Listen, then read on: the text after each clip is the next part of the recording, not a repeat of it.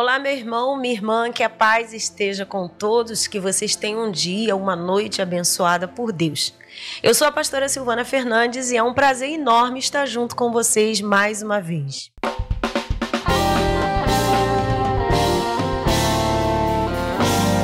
Hoje nós vamos falar sobre autoridade e poder.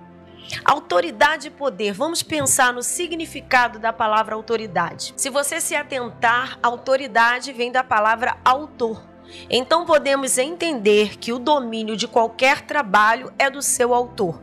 O autor delega o poder àquilo que ele produziu. Então o poder sobre aquilo que se criou chama-se de autoridade.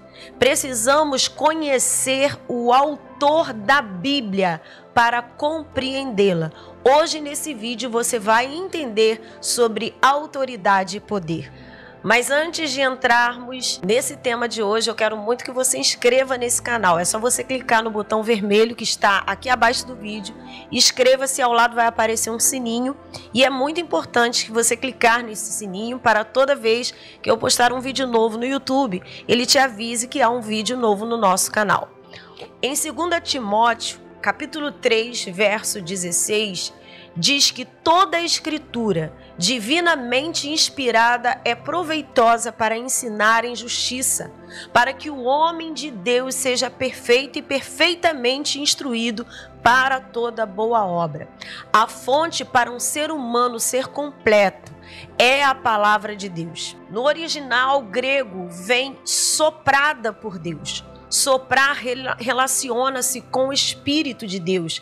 E se o Espírito de Deus soprou, ele inspirou a Escritura. Portanto, ele é o autor. E sobre ele está a autoridade da palavra de Deus. O Espírito Santo usou pessoas. E estas pessoas foram pessoas diferentes, ferramentas diversas. Mas fato é que ele está com a autoridade do que foi escrito, registrado por figuras humanas, mas inspirados por ele. Toda a escritura foi inspirada pelo Espírito de Deus. E se confrontarmos isso, confrontamos também o próprio Deus. Não existe crer em partes, não há trechos ou livros que você possa ignorar. Por quê? Porque todos são igualmente importantes. Qual é o significado da palavra importante? Importante é importar para dentro de si. Você precisa importar para dentro de você a palavra de Deus. Obadias, Salmos, Efésios, Apocalipse. Não existe hierarquia dos livros sagrados, porque, como nós lemos anteriormente, foi dito que toda palavra é proveitosa. Ela te equipa para a vida. A palavra de Deus, a Bíblia, ela é para ser internalizada como escritura. Isso é meditada. Você busca dentro de você a palavra de Deus, a escritura que foi registrada. Aquilo que você leu, e aí, além de você ler, você vai ouvir, meditar, você também irá praticar quando você internaliza. Algumas pessoas pensam que podem interpretar a Bíblia sozinhas. E isso é um grave equívoco, porque você só pode entender plenamente o que o texto diz quando você conversa e tem intimidade com o autor. Vários ateus, eles já leram a Bíblia diversas vezes. E onde está o equívoco disso? Eles leram sem o autor, sem aquele que tem autoridade, o poder, a essência do que foi escrito sobre a obra. Logo, nunca eles foram capazes de importar para dentro de si o conteúdo que foi lido. Na carta de 1 Pedro, capítulo 1, versículo 20 e 21, diz que, sabendo primeiramente isto, que nenhuma profecia da Escritura é de particular interpretação, porque a profecia nunca foi produzida por vontade de homem algum, mas os homens santos de Deus, inspirados pelo Espírito Santo. Nesse trecho, toda a Escritura Sagrada há um apontamento pleno e total do Espírito Santo. Até mesmo porque os homens que escreveram o texto bíblico foram pessoas comuns, foram pessoas falhas, elas cometeram erros. Nenhum deles, nenhum sequer foi perfeito. Davi, que escreveu inúmeros salmos, foi o maior relator dos seus pecados, dos seus erros, das suas falhas. Existe a questão de se pensar como a Bíblia pode ser perfeita se foi feita por homens, escrita, registrada por homens imperfeitos. Veja o livro de Salmos, capítulo 12, verso 6. As palavras do Senhor são palavras puras, como prata refinada em forno de barro, purificada 7 vezes. É usada aqui uma figura de linguagem para entendermos. Vamos analisar. Forno de barro representa quem? Representa o homem.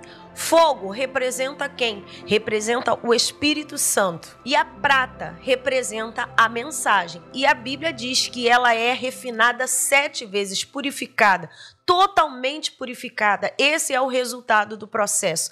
Essa é a palavra de Deus. 7, o número 7, biblicamente, é o número da perfeição. Ou seja, a Bíblia, pela Bíblia, se faz totalmente confiável. Agora nós vamos observar Jesus e a Bíblia. E eu queria muito que você entendesse 2 coisas. A Bíblia é a palavra escrita. Jesus é a palavra viva de Deus. E como se relaciona a palavra escrita de Deus com a palavra viva de Deus? Jesus usou a escritura, a palavra escrita, e então a escritura não pode ser anulada. Por quê? Porque ela foi usada por Jesus. Porque o próprio Jesus, a palavra viva de Deus, o verbo, usou a escritura. O texto de João, capítulo 10, versículo 35 e Mateus 3, versículo 4, são trechos das escrituras que falam do batismo e depois da tentação de Jesus. No batismo, o Espírito Santo fica em Cristo. Ele vem do alto e se ouve uma voz que diz: "Este é o meu filho amado, em quem me comprazo." Mesmo sendo perfeito, mesmo sendo totalmente puro, em obediência, Jesus, depois do batismo, é levado ao deserto para ser tentado. Ou seja, ter o Espírito Santo não significa facilidade ou isenções. E é exatamente por ter o Espírito Santo é que nós vamos ter combates, e combates severos, como foi Jesus Cristo no deserto. Foi o Espírito Santo quem conduziu ele para ser tentado. E exatamente a tentação levou ao fortalecimento para poder ter autoridade no Espírito Santo. O tentador, ele usa uma arma extremamente perigosa. E essa arma que Satanás usa, ela se chama dúvida. É a tática mais eficiente de Satanás, é colocar a dúvida no coração das pessoas. Deus disse no momento do batismo: "Esse é o meu filho amado." E aí Satanás vem e diz para Jesus numa retaliação: "Se tu és o filho de Deus." Ou seja, ele coloca a dúvida daquilo que foi anteriormente ao deserto, ali bem pertinho, um acontecimento que foi o batismo. Se tu és o Filho de Deus, faça isso. Transforme a pedra em pão. Faça aquilo. Satanás, ele conhecia a Escritura, mas não tinha e não tem autoridade, porque o autor não está com ele. Ao contrário de Jesus, que tinha acabado de receber no momento do batismo o Espírito Santo. Ou seja, ele também usa a Escritura, mas ele usa com autoridade. E ele diz: "Está escrito, nem só de pão viverá o homem." E assim por diante ele foi confrontando todas as dúvidas que Satanás colocava. Todas as respostas vêm da Escritura. Ao contrário do que aconteceu com Eva quando foi abordada por Satanás ali no Jardim do Éden. Jesus, ele não conversou, mas ele usou a palavra, a Escritura, para destruir a dúvida e não deixou entrar no coração como Eva permitiu no Jardim do Éden. Portanto, não brinque com a dúvida. O que Satanás fez no jardim foi implantar a dúvida no coração, e até hoje ele tenta implantar a dúvida no nosso coração. A arma perigosa que levou Eva à morte, ela também quer te combater, quer te destruir. Cuidado quando quiserem te colocar dúvida em relação à Escritura, a palavra de Deus. Cuidado quando usam um texto sem um contexto, pois foi exatamente o que Satanás fez no deserto.